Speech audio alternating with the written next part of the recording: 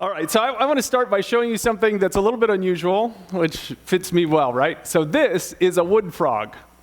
Okay, so you're like, why am I showing you wood frog at the start of a service? Well, hold that thought, okay? So this wood frog lives all the way from the mid-Atlantic all the way up into Alaska. So we don't often associate frogs and Alaska, do you? So this little guy survives winter by burrowing down just a little bit beneath the soil, not long, not far, not below the frost line. And it freezes solid every winter. So imagine, there's a lot of winter in Alaska, right? So this guy is frozen solid for an extended amount of time. And the way it does this is it survives by protecting key body areas with natural antifreeze chemicals that are inside its body. It's got antifreeze. That is amazing. And you know, if you go out and put antifreeze in your body, you will die. And this little guy has antifreeze in his body and doesn't ever die. Matter of fact, while it's frozen solid, up to 2/3 of its body simply turns to ice for as long as 8 months at a time. That's how long he can stay frozen solid. During that 8 months, the blood, the skin, the muscles, many other tissues are frozen solid. The heart stops beating. He never breathes for 8 months. Now hold your breath for 8 months and we're going to see how you look, all right? So to stop your heart for 8 months and we're going to see how you look. So for 8 months, he never takes a breath. His heart never beats. And then when the warmer weather comes back around, this frogsicle just wakes up. Natural antifreeze in the body. Isn't that crazy?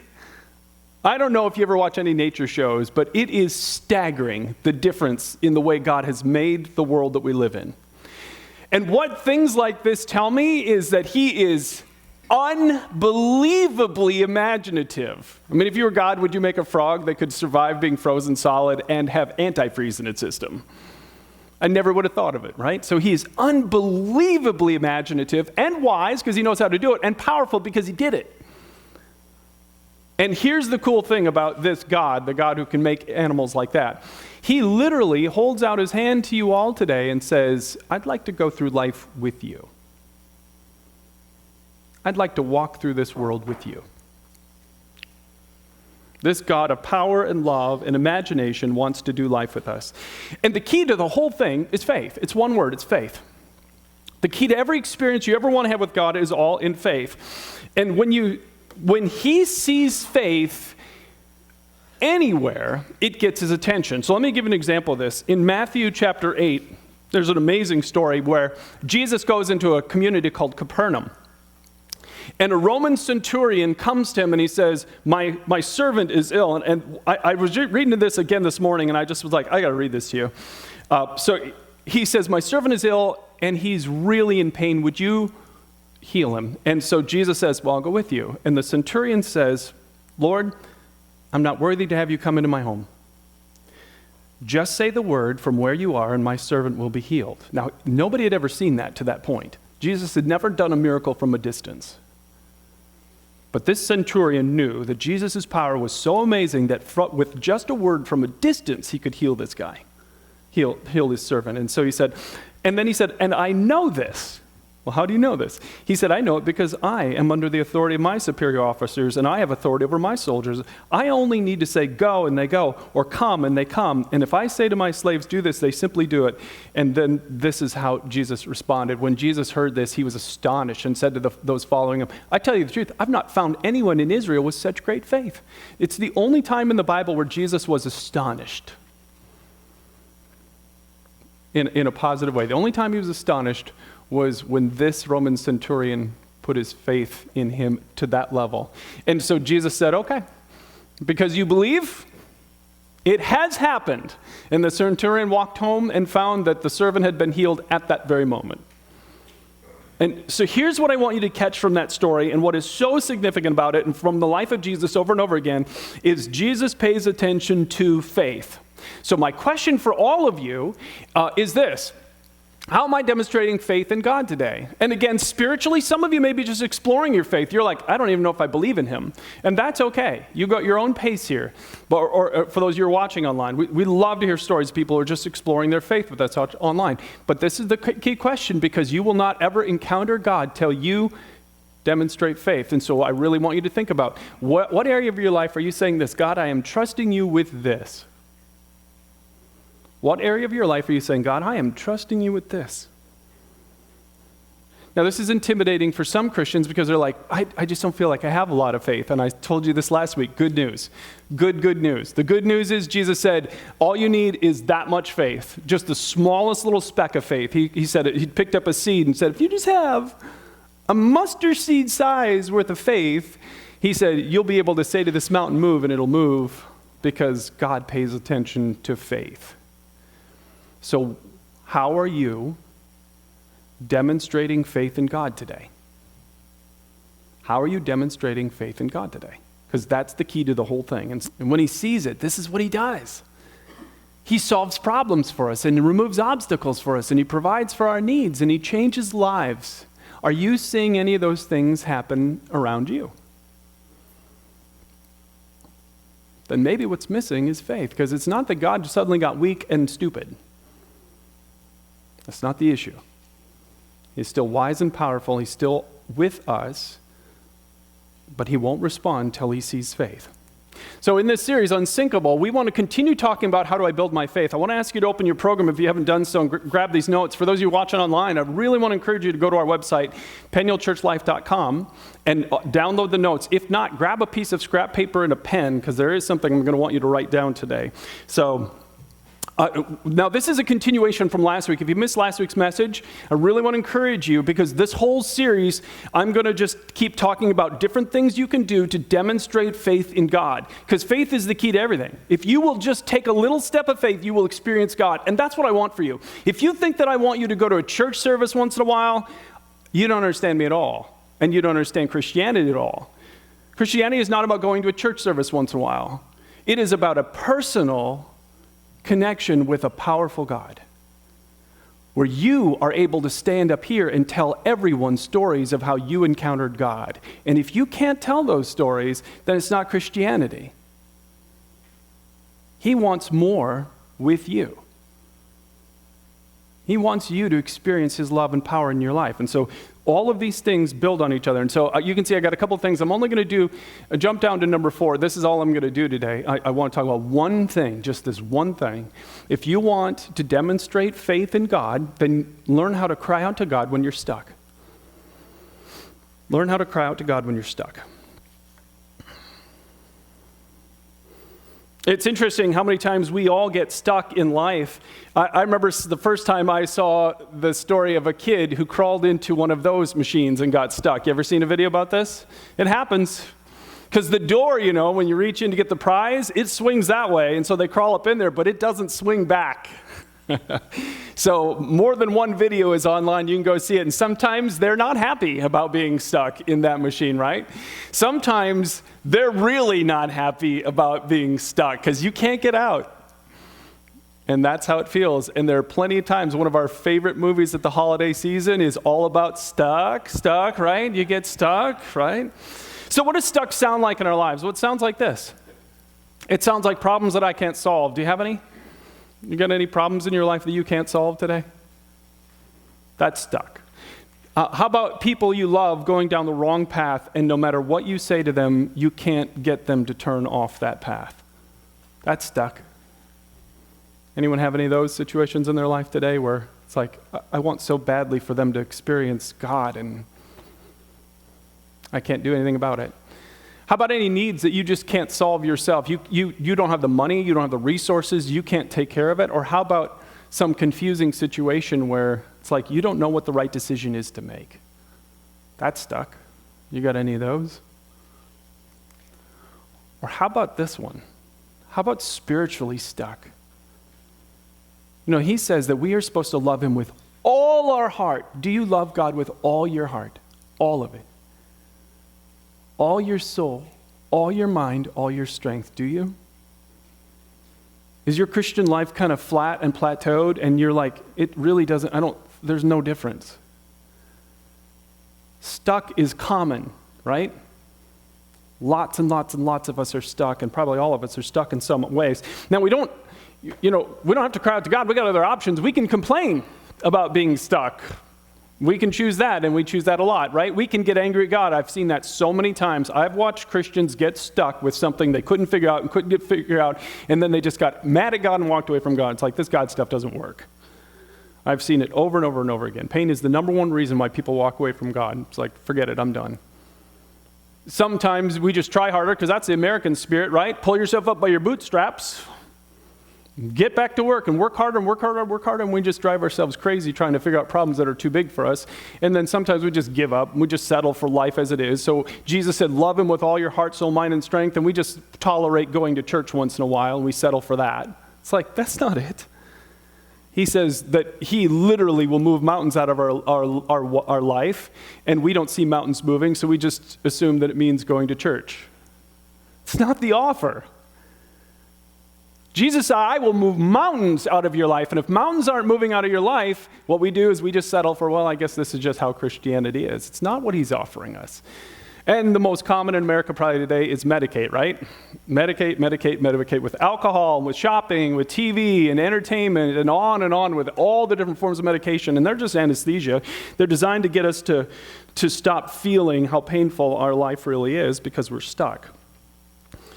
So what I want you to think about is this question: what if God wants to help you get unstuck today? What if that's what God wants for you? What if he wants to help you get unstuck? And learning how to cry out to God is how you do it. That's what I believe. And you won't actually cry out to God when you're stuck unless you believe something. I'll tell you what I believe. This is what I believe. I want you to write this down. I believe God hears those who cry out to him. I believe that. I believe that to the core of who I am. I believe it. I've believed it for years and years and years. I've lived it out because I believe it so much. I believe that God will hear those who cry out to him. And I believe it because the Bible shows it over and over again. I want you to think about the question, though, do you believe that? Do you believe that when you cry out to him, that he hears you? You have to believe that. Let me show you why I believe it. I love history. So if you like history, any history fans, the books of the Bible to read that are so fun are 1st and 2nd Samuel, 1st and 2nd Kings, 1st and 2nd Chronicles. They're history. And in those history, you see over and over again the nation of Israel getting stuck, or kings getting stuck, or people getting stuck. And here's one example of what they did. When they cried out to the Lord, he raised up for them a deliverer. So over and over again, you see that phrase in the Bible. Did you know that? That is a common phrase in the Bible. They cried out to God. They cried out to Jesus. They cried out to the Lord because they were stuck. They couldn't figure it out. And so their response is this, and it's not just I token prayed once in a while. It's like, I am turning to you, God. I am trusting you. This is yours. I can't deal with it. That's what it really is about. And look what God does. He raised up for them a deliverer. So it's our response and God's response. It's our response and God's response. And you see this pattern all through the Bible. When people got to the end of themselves and turned to God and said, I'm just trusting you. If you don't come through, if you don't move this mountain cannot be moved. And they cried out to God from that point of authenticity. God shows up. It's the pattern in the Bible again and again and again. He raised up a deliverer for them. And it's rooted in some key truths that you have got to understand that we started talking about last week. I'm going to keep talking about them. The first is that God loves me just as I am. God loves you unconditionally. You will never do a thing that makes God love you more than he loves you right now, ever. And you will never do a thing that will make God love you less than he loves you right now. He just loves you unconditionally. And he's for you, not against you. The best way to think of this is, the easiest way to think of this is to think about a good parent. So I love my kids completely. Matter of fact, some of the best joy in my life is when my kids are winning in this world. I mean, it just brings you happiness like you cannot know to see your kids thriving. You know why? Because I'm for them. I'm not against them. I'm for them. And God is a way better dad than me. And it is his greatest joy when he sees us thriving, becoming who we are supposed to be. I mean, he just loves that. He loves you, he's for you, and then the key one, he is always working in your life. Always, always, always. Did you know, walking in here this morning, God is already at work in your life in multiple areas, behind the scenes, doing for you what you can never do on your own. He's already doing it. These are his promises. So because these things are true, I believe this great God will help me get unstuck. Because I believe all those things, I know that when I get stuck, that he'll help me get unstuck.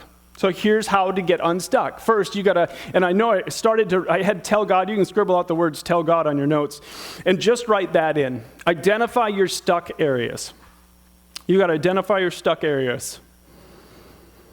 And here's where I want you to actually do this. For those of you watching online, I told you to grab a piece of just anything to write down. I want you to flip the notes over on the back. There's a blank section at the bottom. And I want you to write where you are stuck. And I want you to start with these words. So at the top of that blank area, I want you to write, God, I am stuck, I can't. And I want you to write those words specifically. God, I'm stuck, I can't. God, I'm stuck, I can't. And that's what I want you to start with. And then think about the areas where you're stuck. And I want you to think. What are the things that you'd put in there? Some of you, it's easy. It's something on this list, and it's so easy. You walked in thinking about it, concerned about it. You're stuck in some area that's up here. Or maybe it isn't up there. Maybe it isn't, I didn't identify it. One of the key things that I would say to you is pay attention to your emotions. Did the boy have any emotions being stuck? Yeah, you have emotions when you're stuck. So if you came in here feeling a little down or discouraged or depressed or powerless or frustrated or anxious or scared, those are all signs that you feel stuck in some area of your life. Do you feel any of those emotions? What's behind that? What's the stuck in your life? So when I did this, I made a list of 6 areas in my life where I feel stuck. So 6 areas was like, God, I can't. And I actually wrote, I can't, next to each one of them. I can't, I can't, I can't. All 6 of these are areas where I feel stuck today. So you start there. And again, you see this in the Bible. Psalm 22:1, the psalmist said, don't stay so far away from me, for trouble is near and no one else can help me. And that's the key phrase. Getting unstuck begins with an understanding of that truth right there. If you have your pen, underline those words on that verse. No one else can help me. See, what I learned a long, long time ago is spiritually, nothing happens until this understanding takes place. Because as long as I think I can, he won't.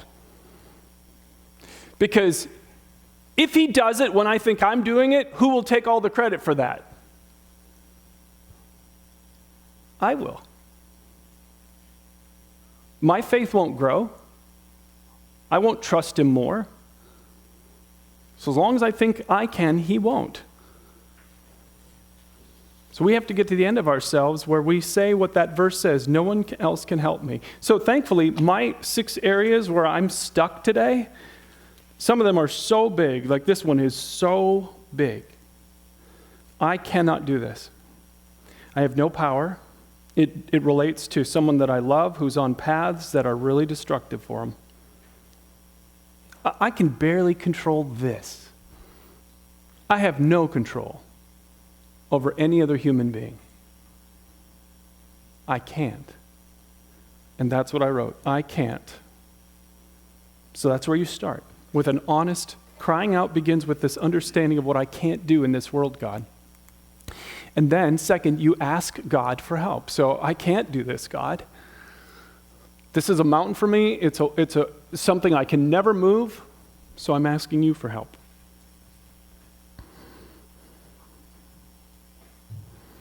I love this quote. Listen to this. I found this on a Christian man's blog this week. He said, earlier this year, I ran headfirst into a wall. He said, with all the busyness of life, I nearly locked myself in a closet and tried to disappear. Have you ever felt so overwhelmed you just wanted to hide away from the world? He said, I felt overwhelmed and driven into the ground. He said, I felt like an old pickup truck with a busted engine and 4 flat tires. He said, I was stuck, and then he wrote this, and this is the sentence that got me. He said, truthfully, I had taken my eyes off God and put them on myself. Anyone ever done that? Anyone ever had a problem taking your eyes off of God, put them on yourself, and frantically tried to just take care of it all yourself? I mean, I read those words, and I'm like, oh my goodness, this is me. I could have written those. Early this year, I made my life a mess because I did that. One of the biggest signs to know that you are missing out on what God wants to do for your life is worry. Matter of fact, on your notes, I want you to write this down. Key, that what am I really worried about? That's what you got to think about, because worry is always a sign that you're trying to control something that you cannot control. That's what it always is. If you came in here worried about somebody today, worried about something today, it was a sign from God trying to get your attention to let go of control over something you have no control over anyway. So look at how, again, go back to the book of Psalms, Psalm 18:6. In my distress, there's that phrase again, I cried out to the Lord. I prayed to my God for help, and look what he did. He heard me from his sanctuary. My cry to him reached his ears. So again, here's our response. I cry out to the Lord. And notice he was in distress. He was stuck. He felt distressed, stuck, and he cried out to God. And what did God do? Look at what God did. He heard me. And the idea isn't just that he listened, he actually did something. This is what our God promises to do. I've seen this in some pretty dramatic ways in my life. I've believed in that opening phrase, that underlined phrase, I cried out to the Lord for a long, long time. Ever since I read those repeated words again and again in the Bible, I'm like, oh, okay, this is real. So I remember one time, and I journaled about it and got my journal out and typed up part of this entry from that day. This was years ago. I wrote these words at the top of this journal entry: despair, hopeless, hurt. That's how I was feeling. And I said, this morning, I cried out to God. These are exactly the words I wrote. I cried out to God. I cried out to him in all of my pain, and I told him I was so confused. And then I asked for his help. I said, I need your peace. Suddenly, it was like God took the pain in my heart and pulled it out for a while, and I felt peace. He became the focus, which is what I really wanted anyway. And then I wrote later, it's almost 9 o'clock. I still feel better. The anxiety is out of my life. There have been times when it's just been that dramatic, where I've had this problem and I've carried it in and I've carried it, tried to fix it, and I've reached the end of myself. And in that moment of end of myself, I've asked for his help, and he's done something just like that. So flip your notes back over and look what you wrote down. It's your I can't sentences. And what I want you to do is what that verse just said. Pick one of them, and I want you just to pray it. And I want you just to ask him to help you with this thing that you are dealing with today. So just take a moment. I'm going to give you a moment to pray. Tell him you can't and ask for his help.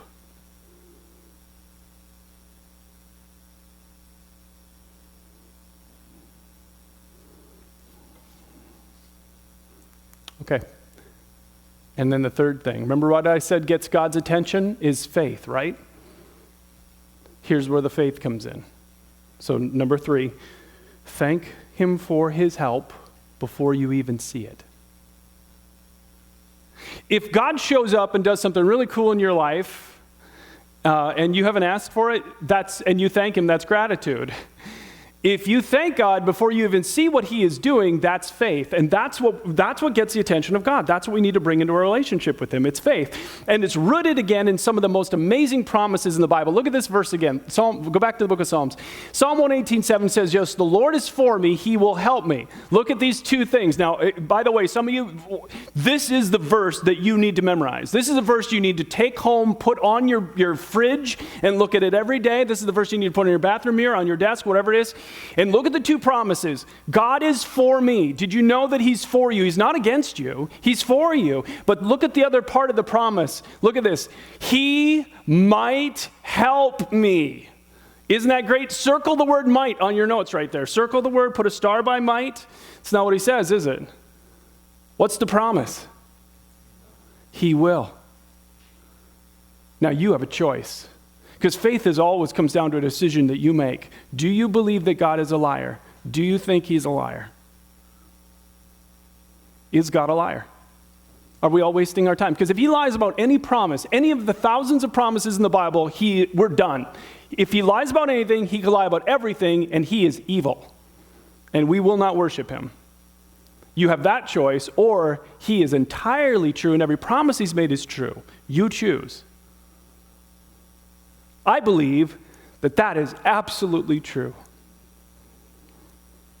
And that he is helping right now in every single one of these areas on my notes. And I can't even see it yet. Do I have to see it for it to actually be happening? No, of course not. I don't have to see it for it to actually be happening. So here's the prayer that I pray. Father, thank you that you're for me. Thank you that you're already helping me. Before I even see how, I say thank you for what you're doing right now. And again, I want you to do this. Okay? I'm going to leave this up here. You take a look at that one on the back. You start with, I can't, I'm asking for your help. And then I want you to take a step of faith today. I want you to pray those words. I'm just going to give you a few seconds.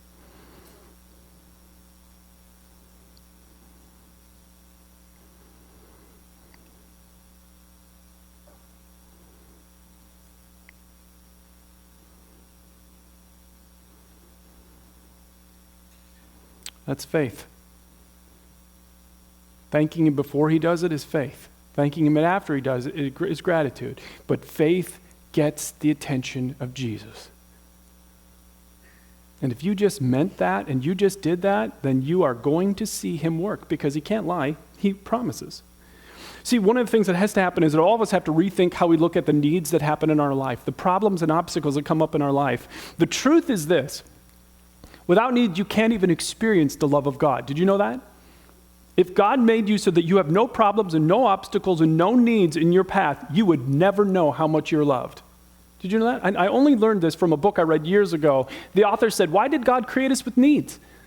Well, without needs, we cannot experience love. We cannot know when we are being loved. He said, a desk has no need to be loved. We may say we love a certain desk, but as disappointing as it may be to some, the desk will never know our love, right? You can say, and many of you would say, I love my desk. Or how many of you love your kitchen? Or you love your car? Or you love your, right? We say these things, but the reality is they can't ever know that you love them, right? Because they're inanimate objects. And the desk will never know of our love. It has no capacity for love. Why? Because it needs nothing. It may need a new coat of paint, but it doesn't actually need it. We think it needs a new coat of paint, right? Needs give us the capacity to feel loved, and we know or experience love when our needs are met. This is why we say that love is the process of meeting needs. So let me show you what this means. We tell God, we can't. I can't, God. I can't do this. This mountain's too big. I cannot solve this problem. I need your help. But you promised to help me, that you're for me. So thank you before I even see what you're doing, that you are already at work. Thank you. Can't wait to see what you'll do. And that's faith. And when you do it, you see God. He meets your needs and you experience his love. And let me show you what it looks like. In the 1700s, there was a man named James Spurgeon. His grandson would go on to be a very, very famous preacher in England, Charles Haddon Spurgeon. This is his grandpa. People don't really talk about his grandpa, but one story that lives on from him at the time, he was a pastor of a small little congregation in the middle of nowhere and in just outside of London, and he barely survived financially. I mean, the church could barely pay enough for him just to survive with his wife and kids. But he loved pastoring that little church so much that he was just thrilled to keep doing it. Then one day, the family farm, their cow died, and this was the only way they got milk for their family.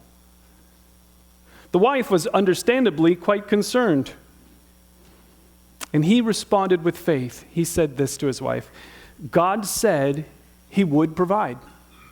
That's a promise. God said he would provide. I believe he could send 50 cows if he wanted. And he chose in that moment of need to not try and fix it all himself, not try and worry and be anxious, but to turn his attention to God and say, this is a mountain, I can't do anything about it. They had no money, this was before credit cards, you couldn't put a cow in credit card. I mean, there's just no way to solve this problem. You promised to help. Thank you for what you're doing. What he didn't know is that very day in London, a group of wealthy businessmen had gotten together, and they were strong followers of Jesus. And they decided to do something nice for the rural pastors who were really struggling financially. And so they pooled a whole bunch of money together. And they just had this list of names of pastors in the area, and they just decided how much they were going to send to every single one of those pastors. They got to the bottom of the list, and this man named James Spurgeon was there. And they had 5 British pounds left over. That was their currency, 5 pounds. And they were thinking about this, and they're like, let's send them all 5. And then somebody else said, no, that's not enough. I'm going to add 5 more to it. And then others jumped in, and they combined their money, and they sent this guy that they didn't know, never met him, just knew he was pastoring his little church in the area. The day after the cow died, after trusting God, James gets a package in the mail. He opens it up, and it's 20 British pounds in the 1700s. So I got curious and did all the conversions this week to find out how much 20 British pounds was in today's money. Their family was quite excited when they opened that up because it's the equivalent of $20,000. That buys a cow. So isn't that amazing? I mean, how many of you, if you had it? Now, here's my question.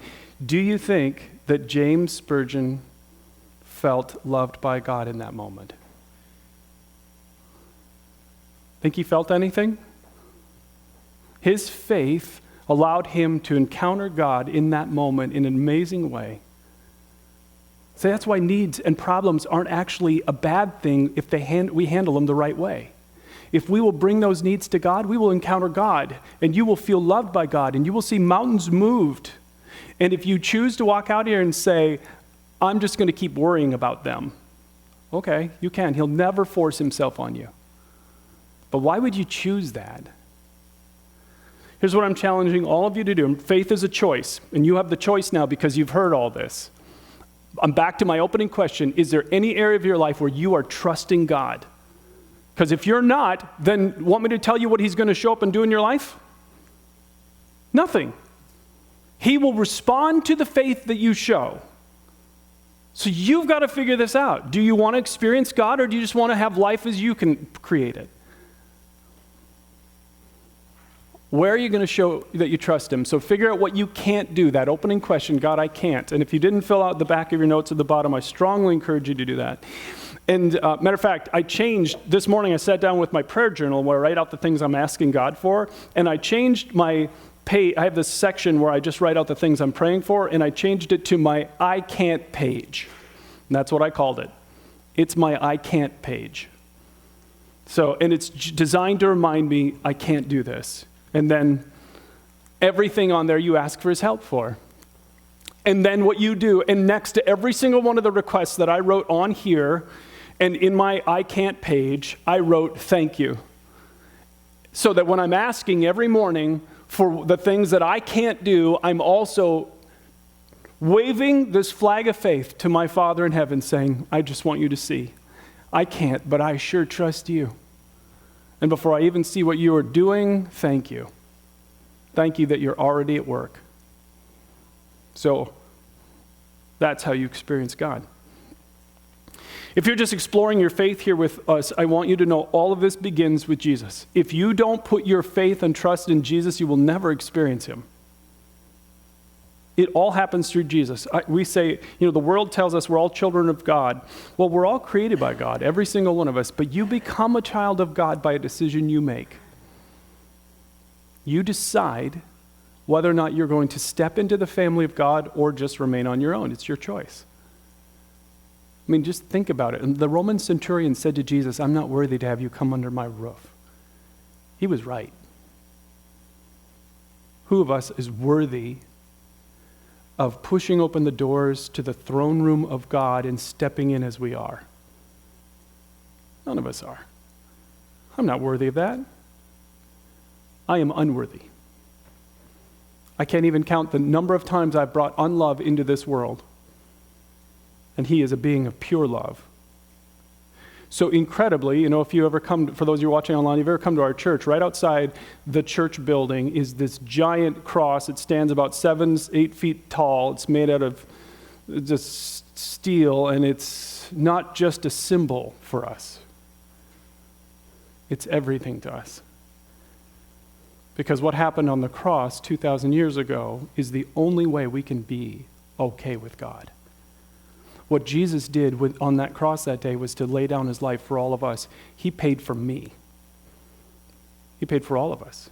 And any human being at any moment who will put their trust in Jesus and ask for forgiveness can be completely forgiven and made right with him. Let me have you bow your heads as we finish. If you want him, you have to get to the end of yourself. Stop thinking you can ever earn this with God. You can't. I can't. No one can. It's those same words. God, I can't make myself right with you. God, I can't live a perfect life. And if you'll be honest and say those kind of words to him, you will experience him. God, I can't be perfect. I'm not even close to it.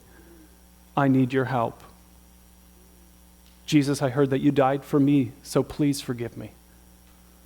Come make your home inside of me today. Put me into your family today so I can get to know you. In Jesus' name, amen. Now, as we finish, can I ask you all to take this little card out of your program, and maybe you prayed and asked Jesus to forgive you or renew your commitment.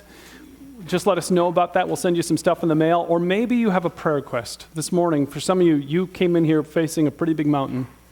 We have a team of people that will pray with you and pray for you. So if you want to let us know about that, just put that down here. Also, if you're willing to come next Sunday after church and just stay in there and make sure that all the pumpkin things go well, you can just write pumpkin down here so we know that we're going to have some volunteers to help out. Other than that, and then just drop this in one of the 2 offering boxes back on the back wall where you came in. Thanks for coming in today, and we hope to see you again next week.